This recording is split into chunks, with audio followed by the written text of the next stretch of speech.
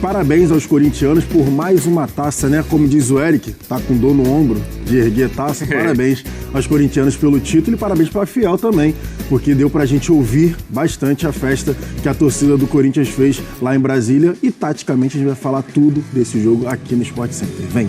Tudo bem, Mari? Bom dia, boa semana pra você. Tudo bem, Bruno? Boa semana pra você também. Um beijo pro Jailson. Fã de esportes. A gente já estava ouvindo um pouquinho mais cedo a Fiel, né? Só que lá de Londres. Parabéns também para as brabas do Corinthians, que não conquistaram a Supercopa das Campeãs, mas ainda assim venderam caro esse título pro Arsenal. A gente mostra também o Mundial Feminino e, claro, hoje tem o Top 5, os 5 fatos mais importantes do final de semana, já aqui no Sport Center. Entre os fatos, é claro que tem o Corinthians campeão, então, da Supercopa do Brasil. É o que a gente mostra agora. O Mané Garrincha estava quase com ocupação máxima, mais de 71 mil torcedores ali da festa rubro-negra, a festa maior ainda, então, dos corintianos. Um grande jogo entre o campeão brasileiro e o campeão da Copa do Brasil. E a gente vai ver então o início do jogo com algumas chances rubro-negras e o Corinthians trabalhando bastante defensivamente no comecinho do jogo, Jailson. Sim, o Flamengo ali com oportunidade na bola parada, né? E aí o Bidu salva na linha, depois o Hugo Souza consegue fazer a defesa também. Esse daí é uma jogada ensaiada. Depois, né, nas entrevistas lá, o Gustavo Henrique e o Dorival falaram sobre isso.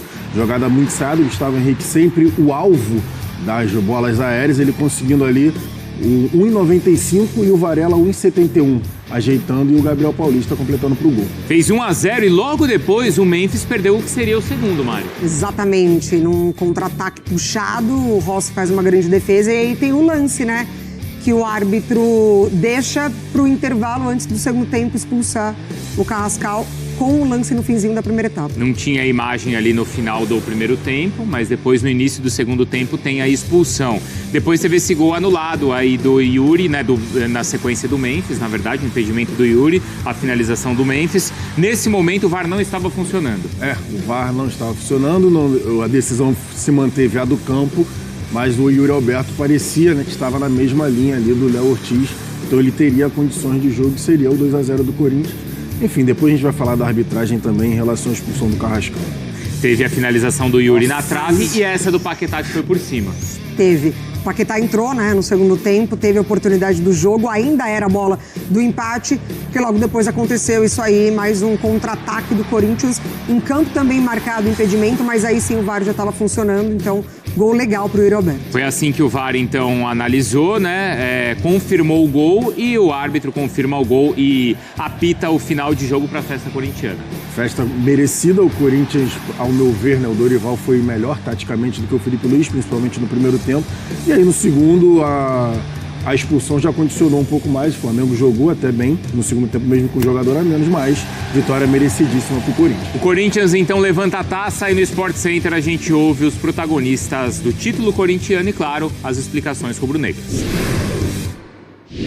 Eu acho que nós tivemos uma disposição muito grande, seguimos um plano de jogo bem definido, os jogadores acreditaram naquilo que estavam realizando, fazendo em campo, e eu me sinto orgulhoso de estar à frente de um elenco que se dispôs a ir buscar, mesmo talvez não tendo o reconhecimento que muitos tiveram e que não foi o nosso caso, mas ainda assim eu acho que provocamos uma situação em que tenhamos merecido esse momento tão importante. No último minuto da final, poder fazer esse grande gol e poder conquistar mais um grande título com essa camisa é memorável demais, é uma honra gigantesca que eu tenho que agradecer a Deus por isso, por poder viver momentos como esse aqui com essa camisa. Mostrar para as pessoas que a gente continua querendo vencer sempre, não é porque a gente ganhou uma vez que a gente quer parar. É o terceiro, espero que venham mais. Que não vai sair nunca mais da minha memória esse gol, esse primeiro gol de título, se torna ainda mais especial, né? But in the field,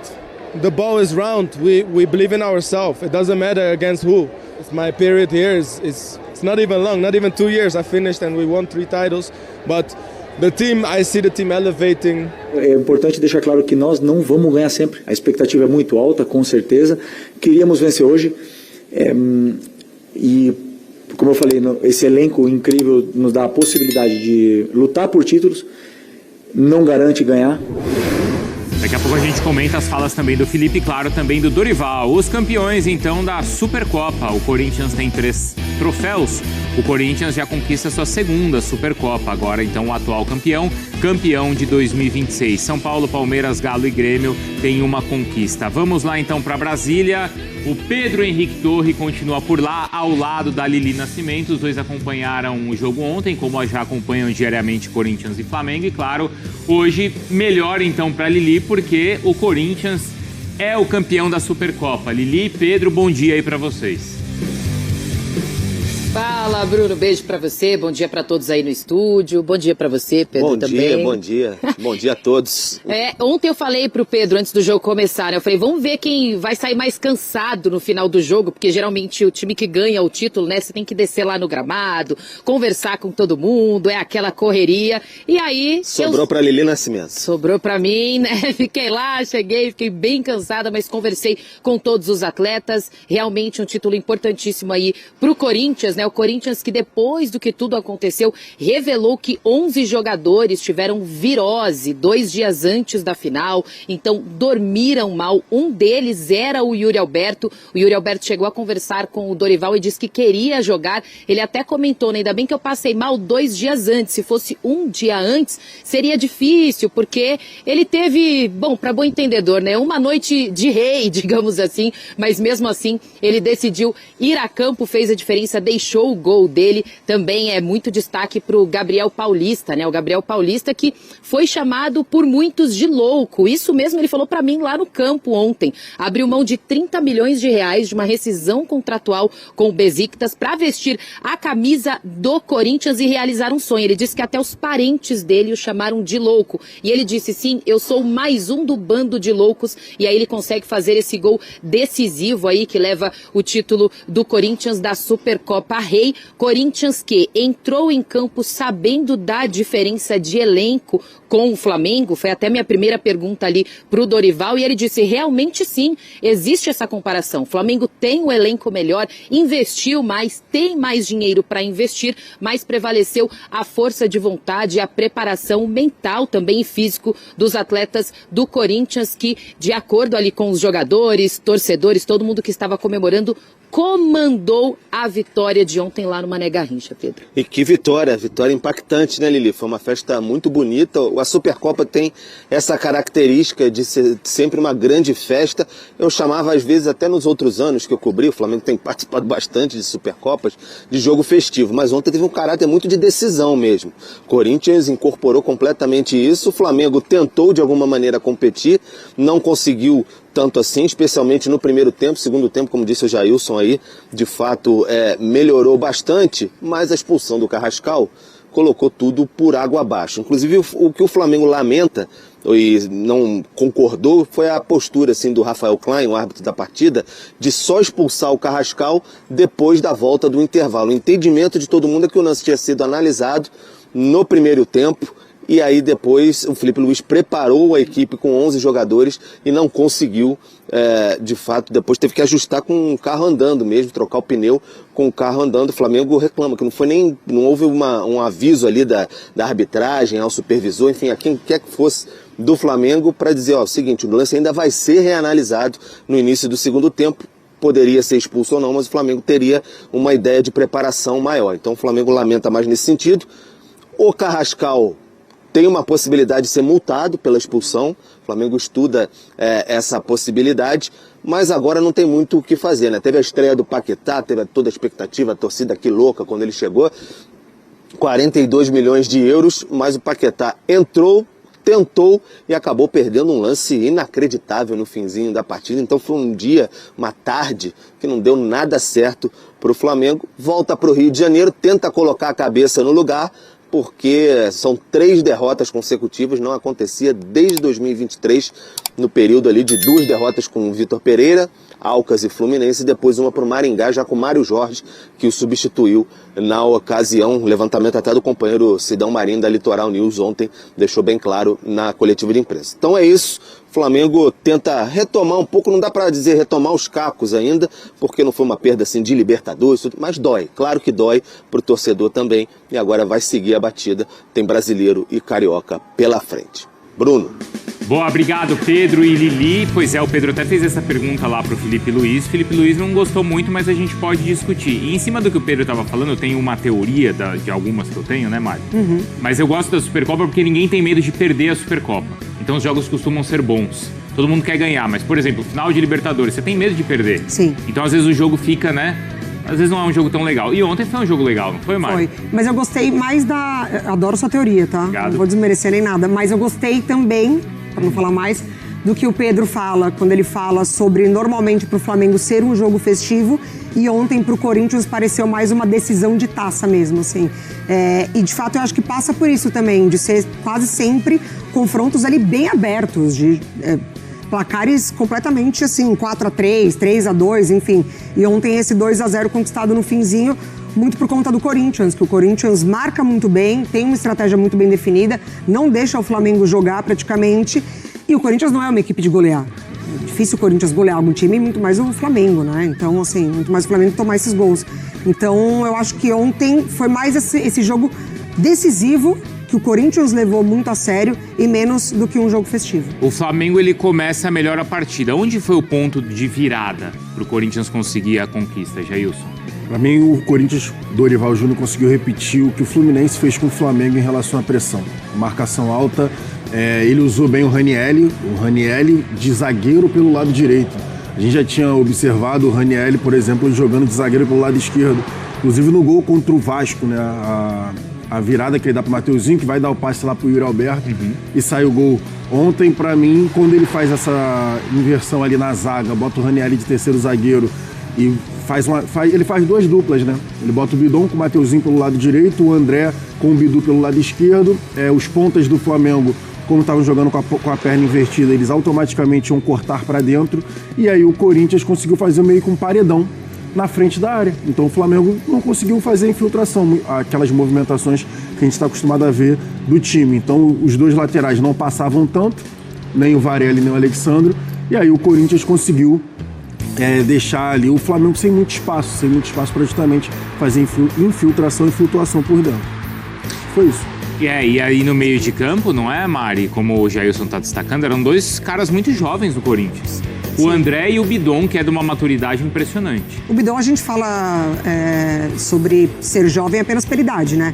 Porque a experiência que ele já tem nesse Corinthians e pegando talvez a pior fase administrativa do clube, e ainda assim é de uma personalidade gigante, e o André tá indo por essa mesma estrada. É um jogador que aparentemente a gente já vê que tem a confiança do Dorival. Isso, e aí o Yuri marcando então, porque assim, se também acontece do Flamengo conseguir a virada, o Memphis, por um lado, ficaria marcado por aquele gol perdido. Gol perdido da defesa do Rossi, exatamente. E como também acaba acontecendo agora com o Paquetá, mas aí já vi gente falando, tá vendo, pagou tudo isso. Não é por um lance que você vai definir, né, Jailson? Não é pelo lance, mas toda expectativa criada e tem valor que ele vai carregar. E é óbvio, ele vai carregar da mesma forma que outros jogadores carregaram.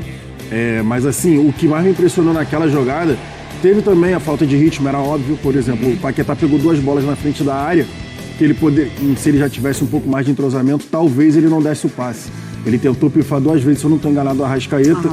E naquele lance que mais me impressionou foi que ele conseguiu levar para a esquerda.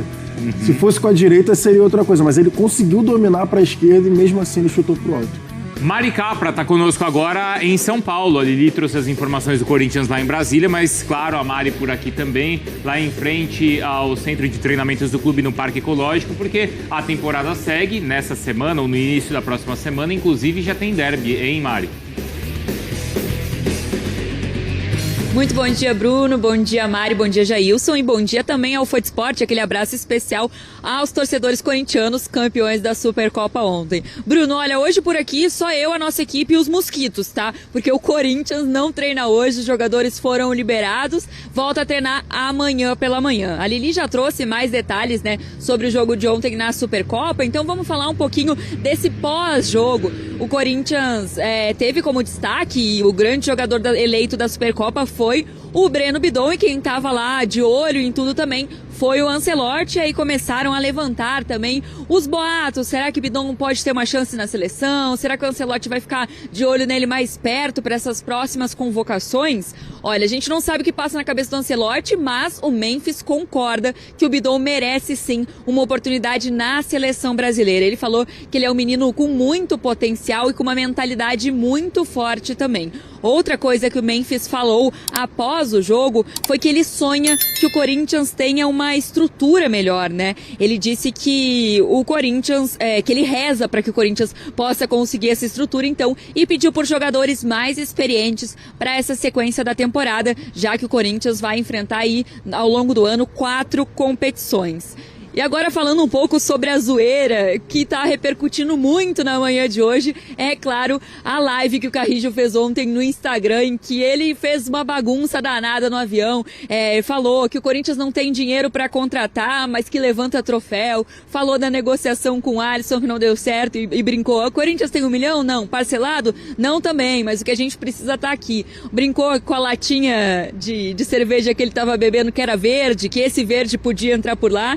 E ainda fez uma zoeira com o Martínez que ainda está resolvendo a situação no passaporte na Venezuela, e ele brincou oferecendo R$400 para quem tivesse informações do Martínez. Realmente o Carrillo aí muito feliz, fazendo muita zoeira nas redes sociais. E quem está repercutindo por zoar também é o Mateuzinho. Ele que depois do jogo, depois da conquista do Corinthians, fez a dança do Paquetá, o Paquetá que é o novo reforço do Flamengo, estreou ontem, então rolou essa provocação aí do Mateuzinho fazendo a dança característica do Paquetá.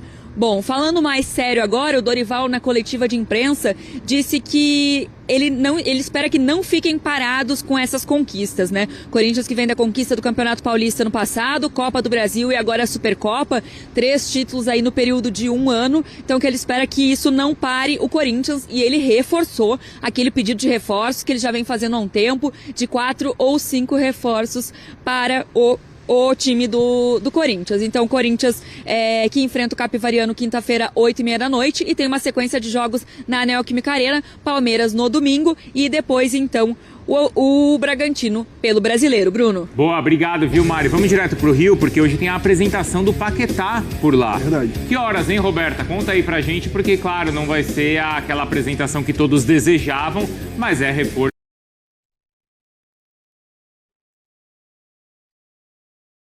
Aí, Fiel, Mateuzinho ironizando, brincando ali com a dancinha do Paquetá no final do jogo. Carrillo viralizou aí nas redes sociais, vários recortes aí de Carrillo brincando que o Corinthians não tem dinheiro para trazer jogador, mas aquilo que o Corinthians precisa tá ali, e o Corinthians continua levantando taças mesmo sem reforços chegando. Brincou aí procurando a procura do Martínez também, oferecendo até dinheiro pro pessoal aí que soubesse de informações do Martínez.